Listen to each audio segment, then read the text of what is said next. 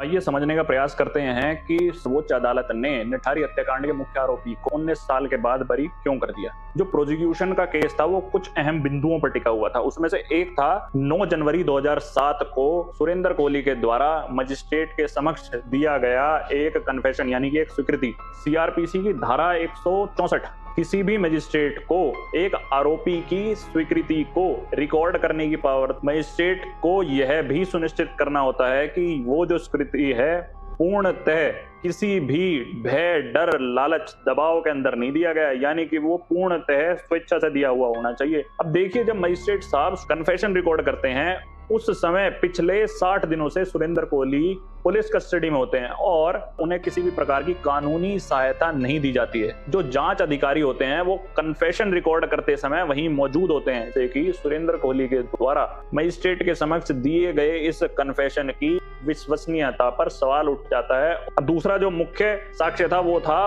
Police officers की custody में police officers को दिया गया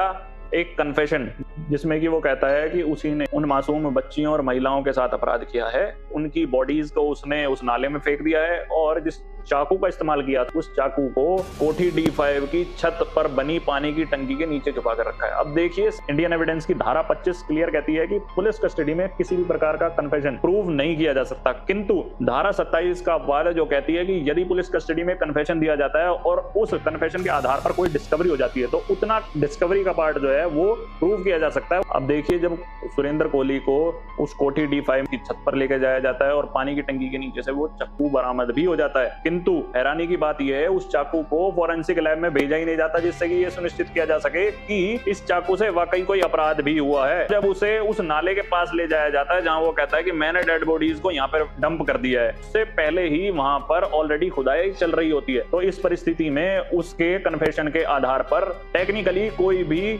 डिस्कवरी हुई ही नहीं। और हैरानी की बात, कोठी D5 के आसपास के रहने वाले लोग थे, इस केस में विटनेस ही नहीं बनाया जाता। अब सुप्रीम कोर्ट ये कहती है कि जब 13 मामलों में से 12 मामलों में एक्यूज्ड को सेम साक्ष्यों के आधार पर बरी कर दिया गया, तो एक मामले में उन्हीं साक्ष्यों के आधार पर उसे सजा किस प्रकार दी जा सकती है। देखिए, क्योंकि इस मामले में कोई भी डायरेक्ट एविडेंस नहीं था और प्रोसिक्यूशन का जो केस था पूरी तरीके से सर्कमस्टांशियल एविडेंसेस पर बेस्ड था। सुप्रीम कोर्ट ये कहती है कि प्रोसिक्यूशन जो है पूरी तरह सर्कमस्टांशियल एविडेंस की एक चेन कंप्लीट करने में असमर्थ रही है और इस प्रकार 19 साल बाद निठारी हत्याकांड के मुख्य आरोपी को रिहा कर दिया गया।